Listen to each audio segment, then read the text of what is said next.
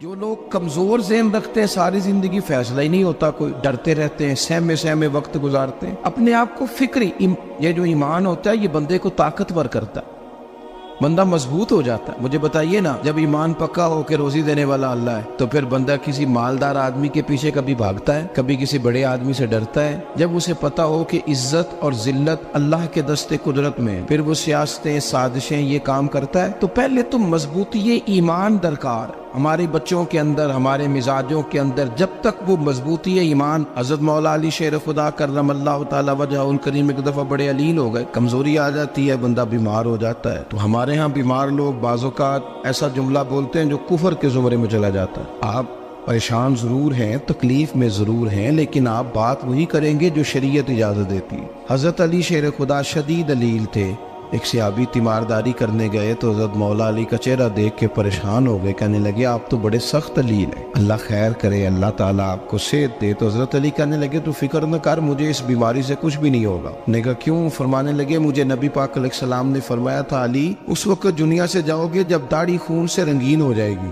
تو اس کا مطلب ہے میں خنجر کے وار کے ساتھ شہید کیا جاؤں گا، میں بیماری سے دنیا میں نہیں جاؤں گا، میں یہ بیماری سے مجھے کچھ بھی نہیں ہوگا، اللہ مجھے شفا دے دے گا، چونکہ حضور نے فرمایا کہ ساڈے نبی دی زبان ساڈے واسطے قرآن۔ تو سب سے پہلے تو اپنے ایمان کے اندر، توکل کے اندر مضبوطی پیدا کریں۔ مسلمان دیکھو نا، نماز پڑھنے سے روزی میں برکت ہوتی ہے، تو پھر اس کا مطلب یہ ہے کہ جب ٹائم آئے نا نماز کا تو گاہک جتنے مرضی کھڑے ہوں پھر دکان بند کرنی چاہیے، پھر نماز پڑھنی چاہیے، کیونکہ روزی تو اللہ نے دینی ہے، گاہکوں نے تو دینی۔ تو سب سے پہلے ضروری ہے مضبوطی ایمان، توکل، اللہ کی ذات پر بھروسہ۔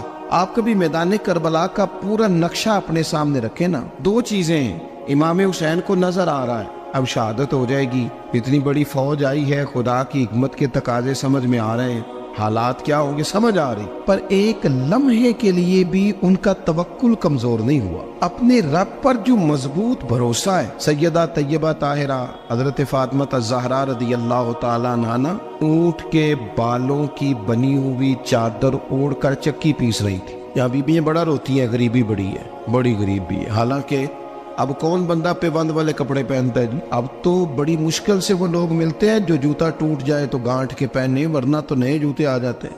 حضرت سیدہ پاک اونٹ کے بالوں کی بنی ہوئی چادر اوڑھ کے چکی پیس رہی تھی۔ نبی پاک صلی اللہ علیہ وسلم نے دیکھا، آنکھوں میں آنسو ضرور آئے، پر محبوب نے فرمایا فاطمہ دنیا میں تھوڑی سی تکلیف برداشت کرو، قیامت کی ساری عزت اللہ آپ کو ہی عطا فرمائے گا۔ تو توکل کی مضبوطی، اللہ کی ذات پر بھروسہ، اپنے رب کریم کے ساتھ امیدوں کا وابستہ کرنا، اس سے مضبوطی آئے۔ دوسرا فرمایا وَعَمِلُوا الصَّالِحَاتِ، بہترین عمل کیا جائے زندگی میں، نیک اعمال کیے جائے، وقت ضائع نہ کیا جائے، ہر وقت کوئی نہ کوئی کام بندہ کرتا رہے۔ یہاں بہت سارے لوگ ہیں جن کو لوگ نیک کہنا شروع کر دیتے ہیں نا، وہ سمجھ لیتے ہیں شاید ہم سچی مچی نیک ہیں۔ لوگ جو کہتے ہیں حضرت صاحب قبلہ، پیر صاحب قبلہ، میں یہ طالب علموں کو، دوستوں کو، بلکہ اپنے آپ کو بھی کئی دفعہ کہتا رہتا ہوں، اپنے آپ کو سمجھاتا ہوں کہ یہ لوگ تجھے کہہ رہے ہیں حضرت صاحب، یہ تو رات کو تو اپنے آپ سے پوچھنا، اپنے رب سے پوچھ، کبھی موقع ملے تو اپنی گریبان میں جھانک، غور کر کے تیری کیفیت کیا ہے، تنہائی میں تیرا دل اللہ سے جڑتا ہے کہ نہیں، عبادت میں دل لگتا ہے کہ نہیں، خدا کا خوف دل میں رہتا ہے کہ نہیں، غریب کی محبت، عزیزوں قربت والوں کا احساس طبیعت میں موجود رہتا ہے کہ نہیں۔ ویسے تو میرا مطلب ہے، لوگ کہہ دیتے حاجی صاحب آپ بڑے سخی ہیں، تو اس سے تو نہیں نا بندے نے سخی ہونا، سخی تو تب ہونا ہے جب اللہ کی بارگاہ میں مقبول ہوگا۔ اعمال صالحہ، نیک کام، اور وہ کرتا رہے بندہ، کوئی بھی کام اسے نیکی کا مل جائے نا۔ دیکھنا اپنا معیار ہر انسان نے بنایا ہوتا ہے کامیابی کا۔ کچھ لوگوں کا خیال یہ ہوتا ہے کہ بچے میرے پڑھ گئے، اپنی اپنی جگہ پہ سیٹ ہو گئے، میں اب بڑے سکون میں ہوں۔ کچھ کی رائے یہ ہوتی ہے کہ میں نے سب بچے بچیوں کا بیاہ کر دیا ہے، گھر میرا بن گیا ہے، اب میں بڑے آرام میں ہوں، قرار میں ہوں، سکون میں ہوں۔ تو اپنی اپنی رائے ہوتی ہے، لیکن حقیقت وہ ہے، اصل وہ ہے جسے اللہ کے قرآن نے بیان کیا۔ اللہ کریم نے فرمایا والعصر، اے محبوب علیہ السلام ہمیں آپ کے زمانہ مبارکہ کی قسم ہو، ان الانسان لفی خسر، فرمایا بے شک انسان خسارے میں، نقصان میں۔ اپنے تئیں کوئی دعویٰ کر لیتا ہے، آپ دیکھتے ہیں کہ بہت سارے لوگوں کے دعوے اپنے اپنے ہوتے ہیں نا۔ کسی بھی طالب علم سے آپ پوچھیں پیپر دے کے آئے تو پیپر کیسا ہوا ہے تو کیا کہتا ہے؟ جب کینڈیڈیٹ الیکشن لڑتے ہیں تو رات کو جب وہ سوتے ہیں تو سارے جیت کے ہی سوتے ہیں، ان کو سب یہی کہتے ہیں کہ لوگ سارے تیرے ساتھ ہی ہیں. حالات یہ جتنے بادشاہ حکمران ہوتے ہیں ان کے بگڑنے کی بنیادی وجہ ہوتی ہے کہ یہ خوش فہمیوں میں مبتلا ہوتے ہیں. ہم میں سے بھی ڈھیر سارے لوگ ہیں جو خوش فہمیوں میں مبتلا ہیں. کچھ کہتے ہیں جناب ہماری نسبت بڑی تگڑی ہے. بھئی نسبت تو امام حسین سے تگڑی تو کسی کی نہیں نا. تو ساری رات نماز پڑھتے تھے, روزے رکھتے تھے, اللہ کو یاد کرتے تھے. آپ خالی نسبت پر بیٹھ کر عمل چھوڑ جائیں تو یہ کیسے ممکن ہے؟ تو اپنے اپنے تئیں لوگوں نے معیار کامیابی کے قائم کر لیے ہیں. اللہ فرماتا ہے کہ محبوب مجھے قسم ہو زمانے کی انسان نقصان میں. یہ دن بدن جو وقت گزار رہا ہے تو اس کا نقصان, اس کا خسارہ, اس کا گھاٹا بڑھتا جا رہا ہے روز نقصان میں. کتنا کتنا عمر کا حصہ لوگوں نے ضائع کر دیا. کتنے کتنے بہترین لوگ تھے لیکن روزی روٹی کے پیچھے وقت سارا برباد ہو گیا.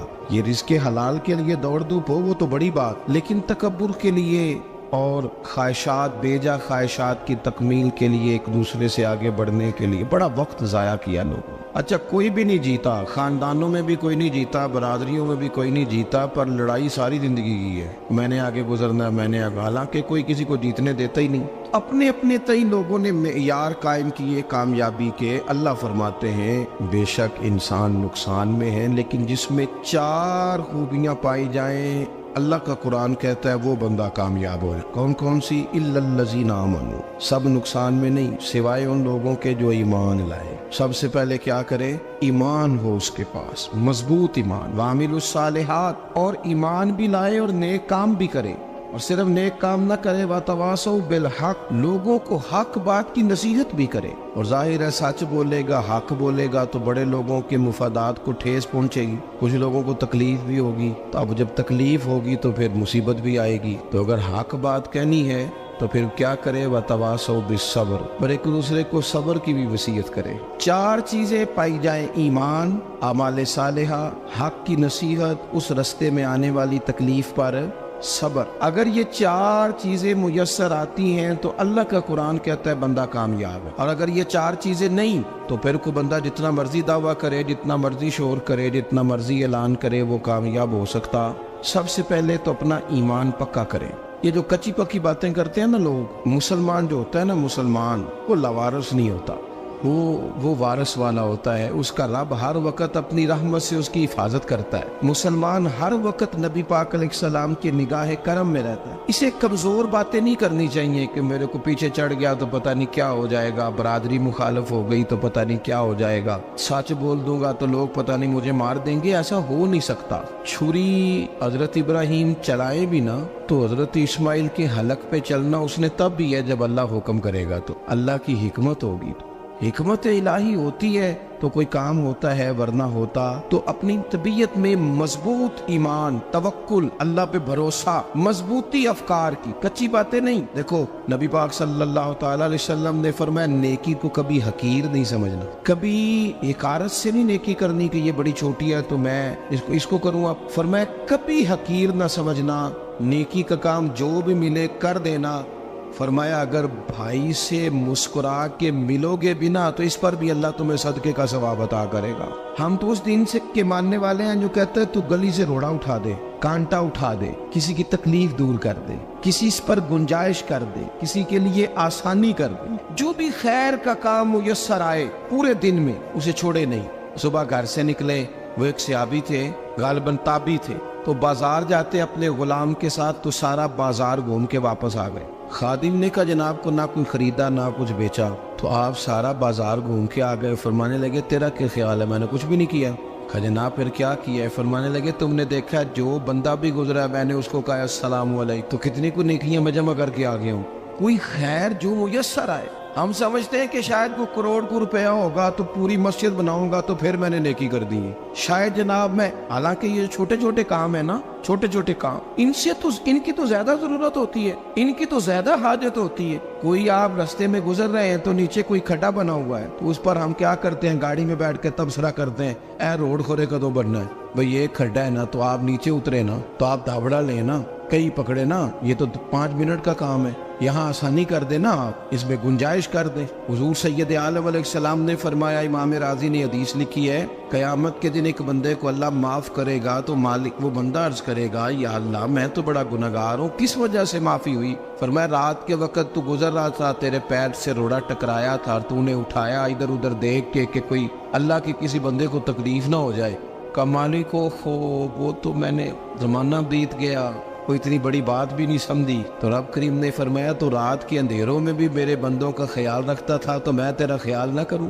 کوئی عمل ہمارے ہاں لوگ کوئی کام نہیں کرتے، بالکل نہیں، کوئی کام نہیں، نہ بڑے نہ چھوٹے نہ سمجھدار نہ ان پڑھ، کچھ بھی نہیں۔ نشستن گفتن برخاستن، بیٹھو راج کے گپے مارو، تبصرے کرو، فلانا کچھ نہیں کر رہا، فلانا کچھ نہیں کر رہا، اس کے بعد اٹھ کے چلے جاؤ۔ کچھ کریں، وعملوا الصالحات، نیکیاں جمع کریں زندگی میں، خزانہ بنائیں، خزانہ، اپنی ڈیوٹیاں اپنی ذمہ داریاں پوری کریں، ہر وقت کام، ہر وقت ذمہ داری، ہر وقت ڈیوٹی۔ لیکن نا امام حسن اور حسین، ان کی آپ کبھی زندگی کا مطالعہ کریں، فرض نماز کے علاوہ 100 رکعت نماز نفل روز پڑھنی ہے، پتہ کرنا ہے غریب کہاں کہاں ہیں، ان کا خیال رکھنا ہے، اور نیرے پیسے نہیں دینے۔ ہمارے یہاں لوگ غریبوں کو پیسے ضرور دیتے ہیں، عزت نہیں دیتے، ان کو 4 پیسے کی مدد ضرور کر دیتے ہیں پر عزت نفس کا خیال نہیں رکھتے۔ امام زین العابدین رضی اللہ تعالیٰ عنہ فرماتے ہیں، گزر رہے تھے، آپ دیکھیں نا، امام غزالی حدیث لائے ہیں کہ بندہ اور کچھ نہ کرے، کسی مومن کا دل راضی کر دے تو اللہ 60 سال کی نفلی عبادت کا ثواب عطا کرتا ہے۔ دل بدستاور کی حج اکبر است، از ہزارہ کعبہ یک دل بہتر است۔ کسی کا دل خوش کر دینا،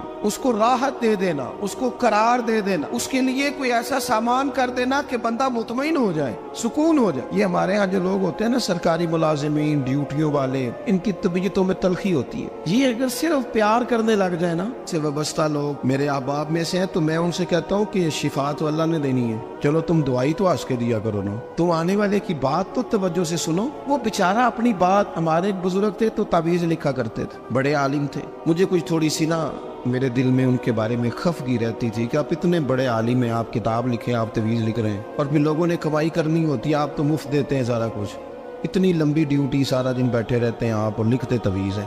میں نے ایک دن ان سے گزارش کی، میں نے کہا شیخ آپ بڑے آدمی، جن لوگوں کو اللہ نے رسوخ فی العلم عطا فرمایا ہوتا ہے، ان میں سے آپ، اللہ نے آپ کو پختگی دی ہے، علم میں شعوری عالم ہے آپ، سارا دن تعویذ۔ فرمانے لگے یار میں تعویذ نہیں لکھتا، اصل مسئلہ یہ ہے کہ جو تعویذ لینے آتا ہے وہ اپنا سارا دکھ سناتا ہے، تو میں تعویذ نہیں لکھتا، میں نہ بس لوگوں کے کلیجے ٹھنڈے کرتا ہوں، میں کسی کا، اب تو بچوں کے پاس ٹائم ہی نہیں، وہ تو ابا کا دکھ نہیں سنتے، تو بیٹھتے ہی نہیں۔ اماں کہہ رہی ہوتی ہے کہ پتر کو 10 منٹ میرے پاس بھی بیٹھا کر، لیکن پتر مصروف بڑا ہے، ویڈیو چڑھانی ہے اس نے۔ ہم الجھ گئے۔ یہ چیزیں انسان کو نفسیاتی طور پر کمزور کر دیتی ہیں۔ جو لوگ زیادہ یہ کام کرتے ہیں ان کے حافظے کمزور ہو جاتے ہیں، وہ الجھ جاتے ہیں، انہیں پتہ نہیں ہوتا رات میں نے کیا کہا تھا، صبح میں کیا کہہ رہا۔ ہر وقت نہیں، ضرورت کے وقت، ہر ٹائم نہیں، مخصوص اوقات میں۔ حضرت امام زین العابدین رضی اللہ تعالیٰ عنہ فرمانے لگے، ہم گزر رہے تھے، امام حسین ساتھ تھے، تو رستے میں نہ کچھ غربا، غریب لوگ بیٹھ کے کھانا کھا رہے تھے، کہتے ہماری ان پر نظر پڑی تو انہوں نے حضرت امام حسین رضی اللہ تعالیٰ عنہ سے کہا حضور آئیے، تشریف لائیے، کھانا کھائیے۔ وہ ضروری نہیں ہوتا آپ کو سب کا کھانا پسند ہی آئے، ٹیسٹ اپنے اپنے ہوتے ہیں، یہ ضروری تو نہیں۔ کھانا پسند نہ بھی آئے تو دل تو پھر بھی راضی رکھنا چاہیے۔ قربان جائیں، نبی پاک نے کس طرح ہماری تربیت کی۔ حضرت عائشہ صدیقہ رضی اللہ تعالیٰ عنہ فرماتی ہیں، کریم محبوب کا میں نے یہ طریقہ دیکھا کہ اگر کھانا ناپسند ہوتا تو چھوڑ دیتے، پر کبھی اس میں سے نقص نہ نکالتے، عیب جوئی نہ کر۔ گرمی کے موسم میں کھڑی ہے بیچاری خاتون، اور کتنی مشقت سے اس نے کھانا بنایا، اور کتنی گرمی سہی ہے چولہے کے سامنے، لیکن صاحب کو کھانا رکھا ہے تو وہ کہتے ہیں یہ تو کی پکایا ہے، وہ کھانے والی چیز ہے بھئی، اس طرح کرنا، اب جو اگلی ہنڈی ہے وہ تو پکا، نہ تو کھڑا ہو۔ یہ پتہ چلی یہ کام کتنی مشقت کا ہے۔ زندگی میں کچھ تھوڑا سا دوسروں کا خیال رکھنا، یہ بھی تو دین کا حصہ ہے۔ آپ اپنی زندگی میں ہمیشہ اپنے لیے سوچیں، کسی اور کا سوچیں ہی نہ۔ تو میرے عزیز یاد رکھیں گے آپ، امام زین العابدین کہتے ہیں نبی پاک صلی اللہ تعالیٰ علیہ وآلہ وسلم نے نا حضرت امام علی مقام کی، امام حسن اور حسین کی اس طرح سے کچھ تربیت فرمائی تھی کہ غریب پروری ان کے اندر رچ بس گئی۔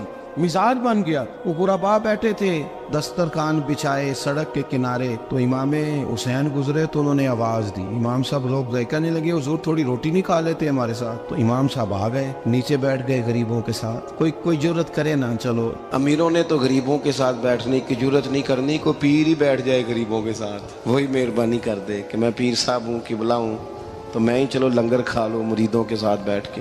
ہماری تو محفلوں میں بھی نا جی نعت خانوں کا, مولویوں کا, دوسروں کا کھانا اور ہوتا ہے, اور غریب آدمی کو شاپر میں چاول ڈال کے دیتے ہیں اور ساتھ اسے کہتے ہیں یہ لنگر شریف ہے. بھئی اگر یہ شریف ہے تبرک ہے تو اے پیر صاحب نو نہیں سی لنگدا, اڑتا ہے گلے میں لنگر ان کو. یہ لنگر شریف جو ہے یہ نعت خان کو بھی تو گزرنا تبرک ہے کہ نہیں؟ ہاں نہ تو کرو نا, تو جیڑی زیادہ تبرک والی شے ہے وہ پیراں نو بھی تو کھانی چاہیے نا.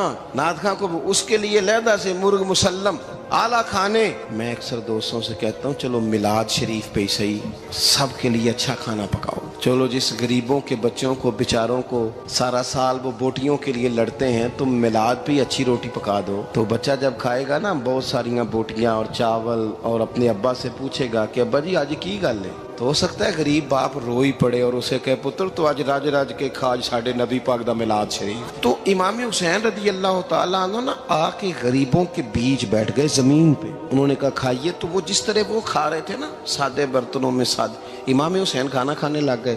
میں نے کہا خیر کا کام کوئی بھی ملے اسے ضائع, چلو اور کچھ نہیں کر سکتے تھے کسی کو سڑک ہی پار کرا دے نابینا کو, چلو اور کچھ نہیں کر سکتے تو آپ کو پتہ ہے کہ سامنے والا بوجھ لے کے گزر رہا ہے, آپ تھوڑا سا ہٹ جائیں روڈ سے, اسے گزر لینے دیں. کوئی تو کام زندگی میں کوئی ارادہ تو خیر کا بندہ کرے. امام حسین بیٹھ گئے, ان کے ساتھ روٹی کھائی, تھوڑی دیر کے بعد اجازت لی, فرمایا جاؤں؟ کہنے لگے حضور اور کھائیے. فرمانے لگے میں تو ابھی روٹی کھا کے آیا تھا اور آج تک ایسا نہیں ہوا کہ دوبارہ کھانا کھاؤں, ایک لقمے کی بھوک نہیں تھی, جتنا بھی کھایا ہے نا یہ تمہارا دل خوش کرنے کے لیے کھایا ہے.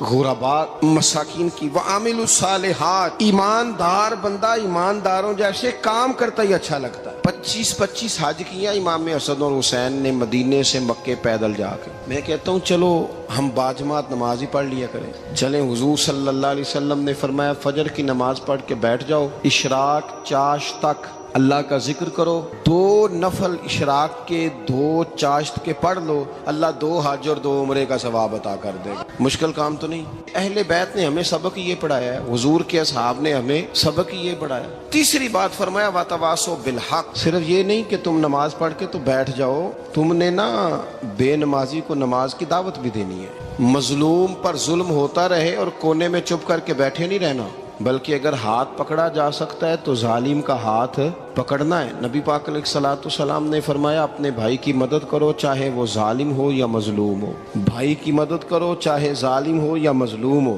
تو صحابہ نے عرض کی یا رسول اللہ صلی اللہ تعالیٰ علیہ وسلم یہ مظلوم کی مدد تو سمجھ میں آتی ہے, یہ ظالم کی مدد کیسے کریں؟ نہیں سمجھ آ رہی ہے آپ کو بات؟ یا رسول اللہ صلی اللہ تعالیٰ علیہ وسلم مظلوم کے ساتھ کھڑا ہونا تو ہماری عقل میں آ گیا, تو ظالم کی مدد کیسے کرنی ہے؟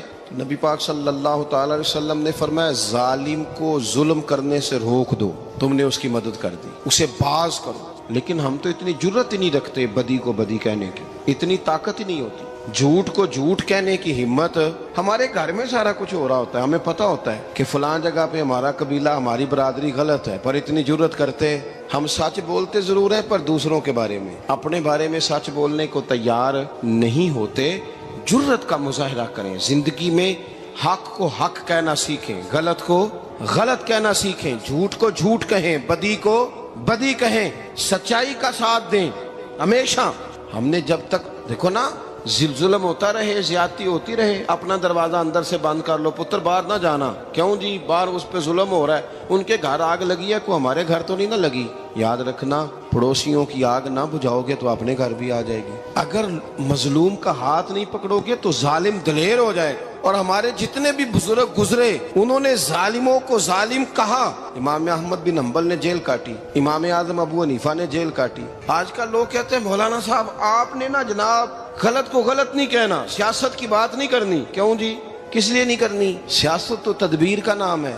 بنو اسرائیل میں جتنی بھی تدبیر ہوتی تھی وہ سارے انبیاء کیا کرتے تھے. کیوں نہ بات کریں؟ یہ جن کرسیوں پہ آج تم نے ظالموں جابروں کو بٹھایا, یہ کرسی تو حضرت ابوبکر صدیق جیسے لوگوں کی ہے, یہ تو حضرت عمر جیسے لوگوں کی سیٹ ہے, حضرت عثمان غنی جیسے لوگوں کا کام ہے, مولا علی جیسے لوگوں کا کام ہے. غلط جگہوں پہ غلط لوگ بٹھا دی اور پھر جھوٹے کو جھوٹا بھی نہ کہے، ظالم کو ظالم بھی نہ کہے۔